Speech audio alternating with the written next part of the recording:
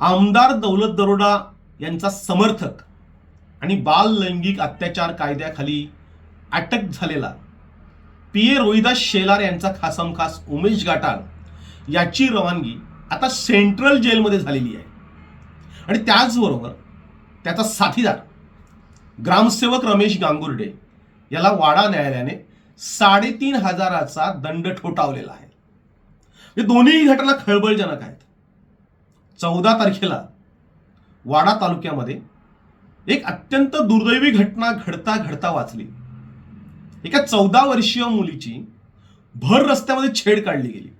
म्हणजे खरं तर तो प्रसंग अत्यंत गंभीर होता. वाडा मनोर या रस्त्यावर, म्हणजे खरं तर हा रहदारीचा रस्ता आहे, हायवे आहे, या रस्त्यावर हा छेड काढण्याचा प्रयत्न झाला. वडिलांच्या मुलीने स्ट्रॉंग भूमिका घेतली आणि त्या वडिलांच्या भूमिकेमुळे अनेक मुलींचं आयुष्य वाचलं. खरं तर पोलिसांच्या तपासामध्ये जे काही उघड झालंय ते भयानक आहे, भयावह आहे.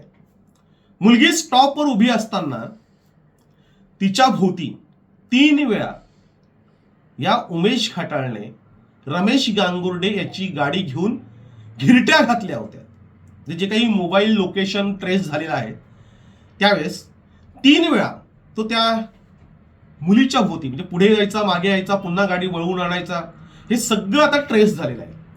म्हणजे त्याचा नेमका उद्देश काय होता आणि त्याचे साथीदार कोण होते याचा शोध घेणं आता गरजेचं आहे.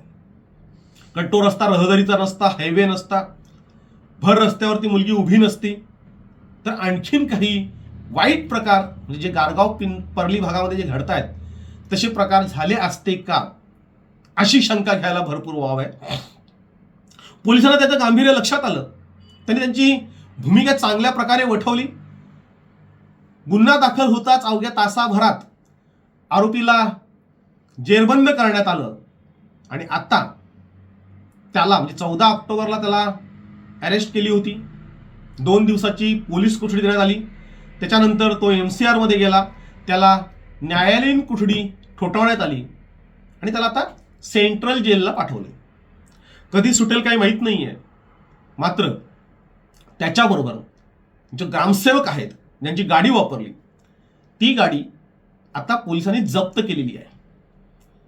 ती जप्त केल्यानंतर न्यायालयामध्ये पोलिसांतर्फे युक्तिवाद करण्यात आला आणि ज्याच्याकडे लायसन नाही आहे त्या मुलाला ही गाडी चालवायला दिली म्हणून ग्रामसेवकाला 3,500 रुपयाचा दंड ठोठावलाय. आता हे दंड ग्रामसेवकाला झाल्यानंतर पुढची कारवाई काय होते आणि जिल्हा परिषद ही कारवाई करेल का, हाही मोठा प्रश्न आहे.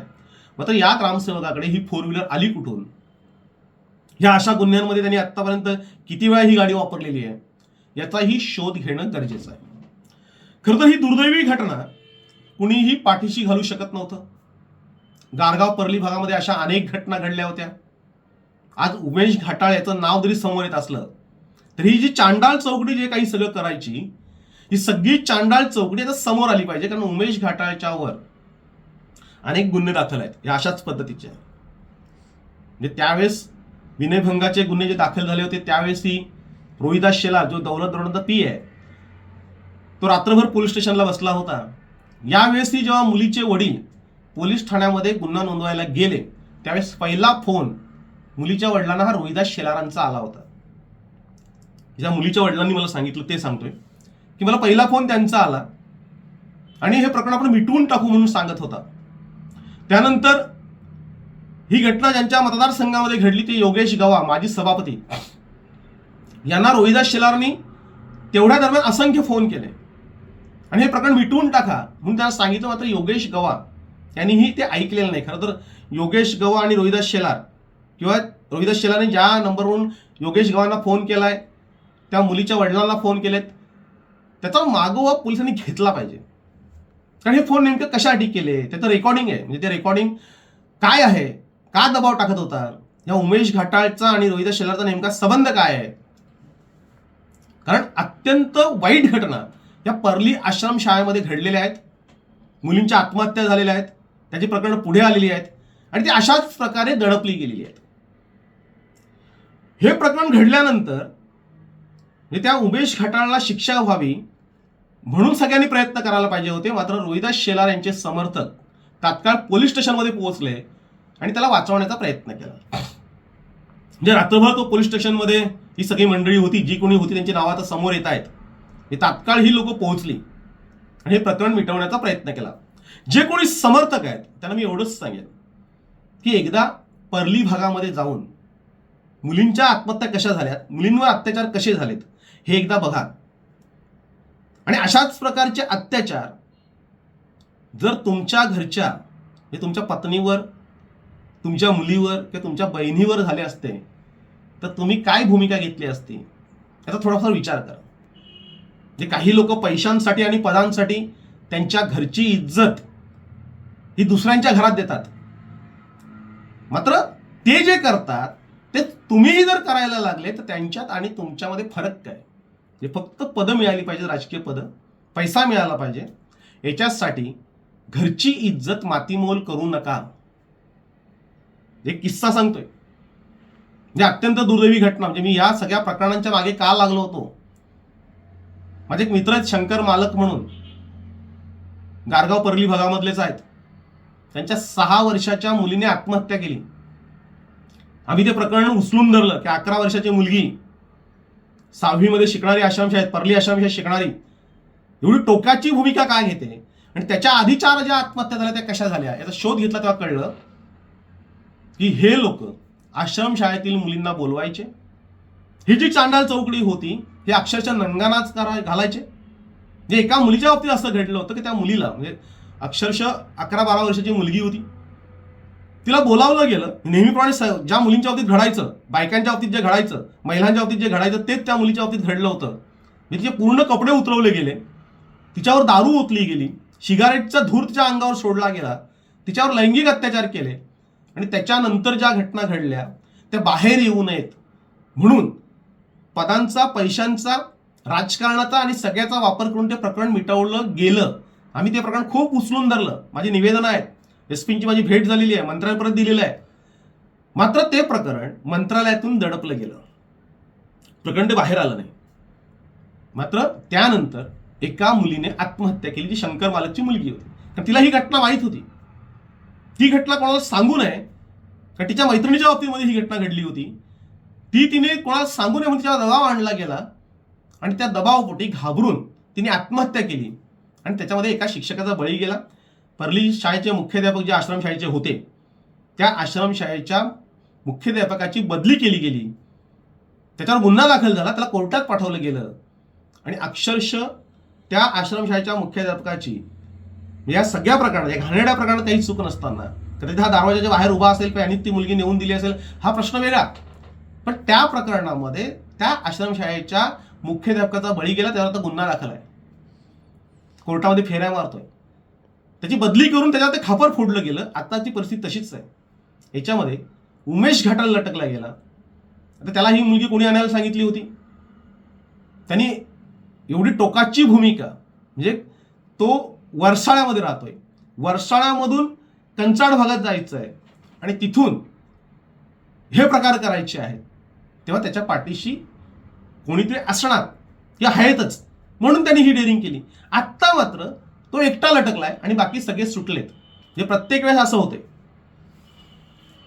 की एखाद्याला मोहरा बनवलं जातं. ह्या घटनेमध्ये उमेश घाटाल मोहरा आहे. म्हणजे आत्तापर्यंत जे सगळे विनयभंगाचे गुन्हे जे दाखल झाले ते उमेश घाटाळवर झाले.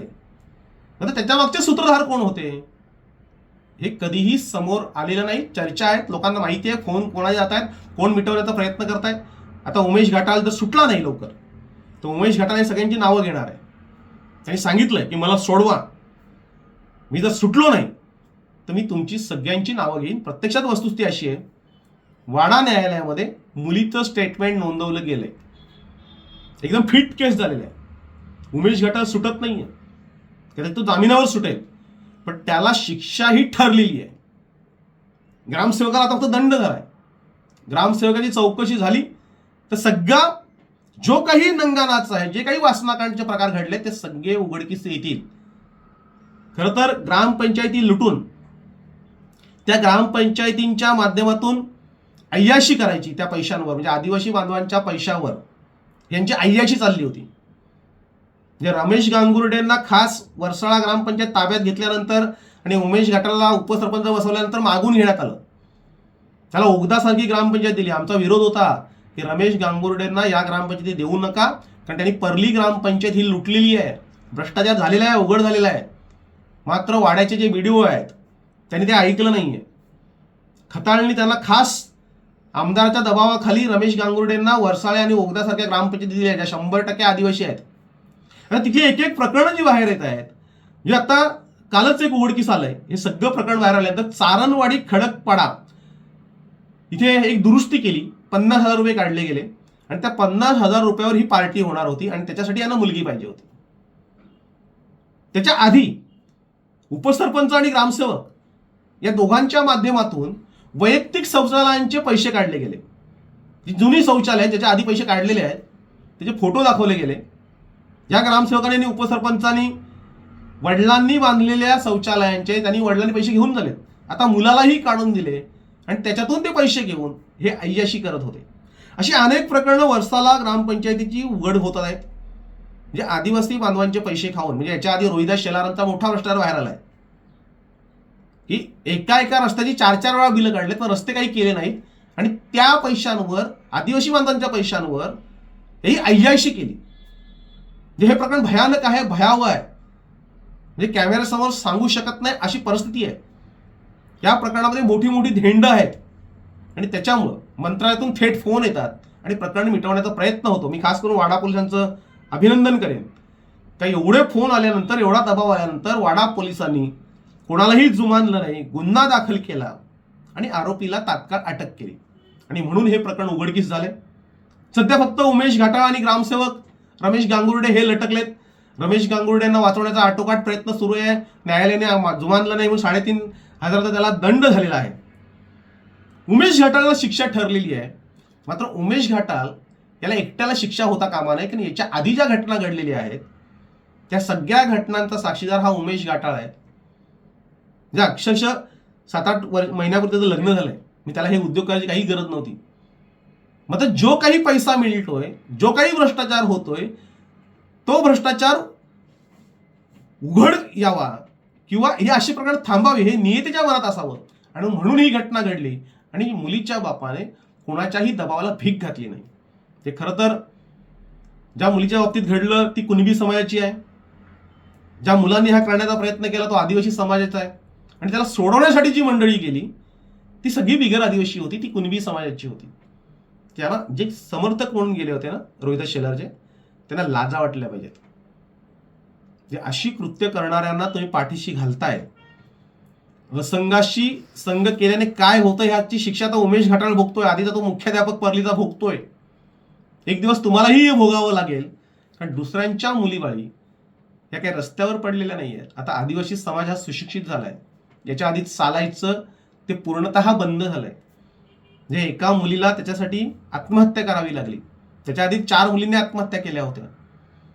आता हे सगळं प्रकरण उघडकीस झाल्यानंतर, यांचा नंगाना, त्यांचं वासनाकांड सगळं बाहेर आल्यानंतर हे जे कोणी समर्थक म्हणून घेतात यांनी थोडा विचार करायला पाहिजे. कोणत्या प्रकरणामध्ये आपण बाजू घ्यायला पाहिजे, कोणत्या प्रकरणामध्ये कोणाला सोडवण्याचा प्रयत्न केला पाहिजे. उमेश घाटाळ सुटला नाही तर आपला बॉस अटकेल, आपल्या बॉसच्या गळ्याशी हे सगळं प्रकरण येईल. एक प्रकरण बाहेर आलं की सगळी प्रकरणं आपोआप बाहेर निघतील आणि म्हणून त्याला वाचवण्याचा आटोकाट प्रयत्न झाला. खरं तर वडिलांच्या मुलीचे फोन रेकॉर्ड्स, कॉल्स ते तपासले पाहिजे, त्यांना कोणाचे फोन आले होते.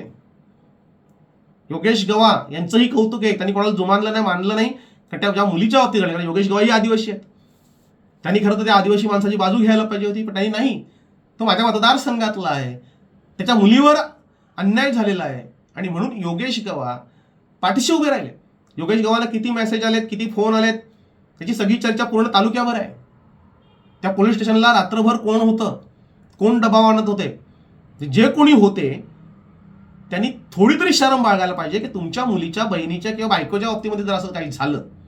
आता काहींच्या बायकांच्या बाबतीमध्ये होतंय, ते स्वतःहून करून घेतात की त्याला पदं पाहिजेत, त्याला पैसे पाहिजेत, पण तुम्हाला पण ह्याच गोष्टी पाहिजेत का, याचाही विचार गांभीर्याने केला पाहिजे.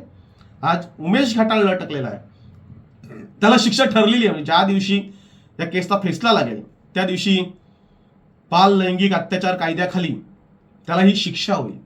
मात्र ही शिक्षा होण्याच्या आधी उमेश घाटाळने ज्यावेळेस तो जामिनावर सुटेल त्यावेळेस त्यांनी स्वतः यांच्यावर गुन्हा नोंदवला पाहिजे. कारण प्रत्येक वेळेस हे कोणाला तरी बळीचा बकरा बनवतात, त्याला अटकवतात, स्वतः नावानिराला राहतात आणि त्यामुळे ही पापं करायला मोकळे होतात. 2-4 महिने तर शांत बसतील, पुन्हा नवीन सावध शोधतील, कोणाला तरी खुश करण्यासाठी, कोणाकडून तरी आर्थिक लाभ घेण्यासाठी, कोणाकडून तरी राजकीय पद मिळवण्यासाठी या सगळ्या गोष्टींचा ते वापर करतात. आता 2-4 महिने थांबेल, पुन्हा हे सुरू होईल. ते जर बंद करायचं असेल तर उमेश घाटाळ यांनी आत्ता पोलिसांकडे जबाब दिला पाहिजे. काही कोणासाठी करत होता, का करत होता, त्याला गाडी कोणी दिली, कोणत्या मुलीला आणायला सांगितलं होतं, कुठे आणायला सांगितलं होतं, कुणासाठी आणायला सांगितलं होतं, याची जर खोल चौकशी झाली आणि त्याचे फोन कॉल्स तपासले गेले तर हा सगळा नंगानाच हा समोर येईल. सध्या तरी भगवान के घर देर है मगर अंधेर नहीं. कधी ना कधी ही सगळी पापं उघडकीस येतात. कारण ही अत्यंत घृणास्पद आहेत, अत्यंत वाईट आहेत. जे आदिवासी मुलींच्या बाबतीत झालं, आदिवासी महिलांच्या बाबतीत झालं, तेच आता इतर समाजाच्या बाबतीत ते करायला गेले आणि आता फसले गेलेले आहेत, अडकले गेलेले आहेत.